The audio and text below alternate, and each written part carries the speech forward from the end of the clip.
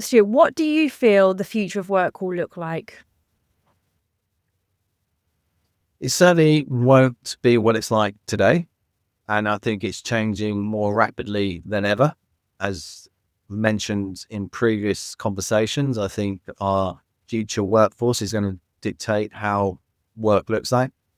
So our generation Z, who are now in the workforce and potentially moving into line management, have had a different upbringing to generations before. So I do think we are in a era where we've gone past the point of no return when it comes to looking at psychosocial risks or the mental health aspect. What we've seen recently in the last couple of weeks is we've seen the BS standard on suicide prevention become published, and that's something that workforces or work companies need to look at.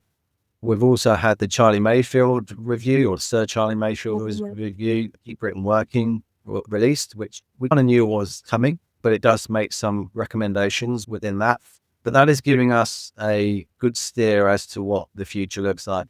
Some of those recommendations, if not, from what I can see, almost 80 to 85% of those recommendations are covered in ISO 45003, which is a standard that came out 4 years ago, which looks at psychosocial hazards and psychosocial risks within organizations, which is a build on ISO 45001. So whilst the Charlie Mayfield review recommends we look at a new standard, we've almost actually got that standard in place, which as a country, we're learning lots about.